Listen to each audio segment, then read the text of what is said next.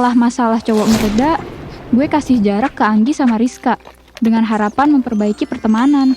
Nanti kita bisa balik deket lagi deh kalau emang udah tenang. Pikir gue begitu.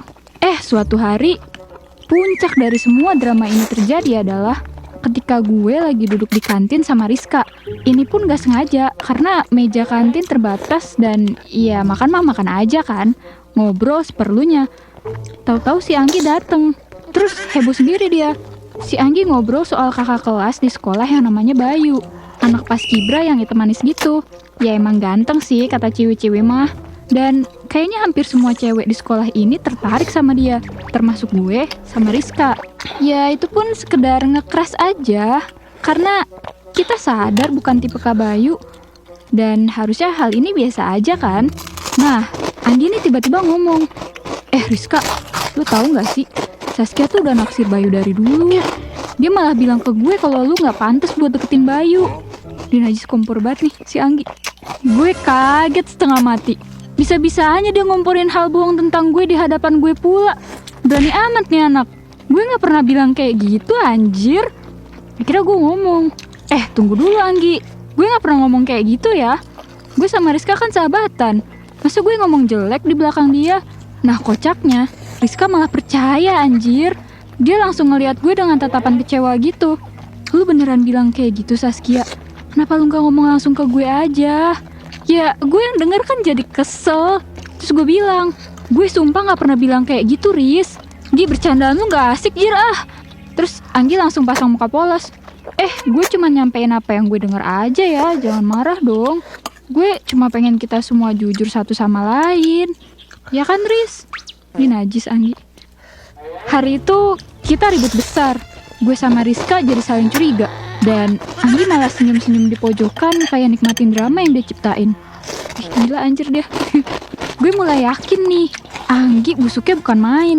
Dia biang kerok semua masalah. Besoknya gue ajak Rizka buat ketemuan tanpa Anggi. Ini pun susahnya bukan main buat gue ngeyakinin si Rizka. Dan pas ketemu, kita ngobrol panjang lebar. Dan akhirnya Rizka juga nyadar kalau hampir semua masalah kita muncul gara-gara omongan si Anggi. Dia selalu aja nyampein hal-hal yang bikin kita ribut. Gue bilang ke Rizka, Riz, kayaknya kita harus mikir ulang soal persahabatan kita sama Anggi deh.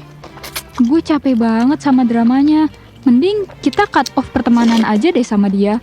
Dan bagusnya, Rizka setuju. Iya deh, gue juga udah muak. Kita gak bisa terus-terusan gini. Kita harus jauh dari orang yang manipulatif kayak Anggi. Akhirnya, kita berdua mutusin buat ngomong langsung ke Anggi. Kita temuin dia di kantin dan bilang dengan tegas, Anggi, kita udah gak bisa lagi temenan sama lo. Lo bikin banyak drama dan ngadu domba kita berdua. Mulai sekarang kita mau hidup lebih tenang tanpa lo. Anggi kaget dong, tapi dia gak bisa ngomong apa-apa. Terus akhirnya gue kasih paham aja ke si Anggi. Sorry nih ya, kalau emang caper dan gak pengen kita bahagia, semoga lo bahagia dengan kesendirian lo ini. Semoga temen baru lo bukan korban manipulatif lo lagi. Nah, Rizka nimpalin dikit, tapi nyelekit. Besok-besok yang kreatif lagi deh kalau ngomporin. Gue sama Rizka ninggalin dia di kantin dan sejak saat itu hidup kita jadi lebih tenang. Tanpa Anggi, gak ada lagi tuh drama gak jelas yang bikin kita ribut. Akhirnya gue belajar satu hal penting dari semua ini. Dalam persahabatan, kita harus bisa bedain mana teman yang bener-bener tulus dan mana yang cuma jadi beban. Kadang, langkah terbaik buat menjaga hubungan yang sehat adalah dengan memutuskan tali pertemanan yang beracun. Gue sama Rizka sekarang jadi lebih dekat dari sebelumnya. Kita jadi tahu siapa yang bener-bener temen dan siapa yang cuma numpang drama. Dan yang paling penting, kita jadi lebih bahagia tanpa Anggi yang tukang kompor.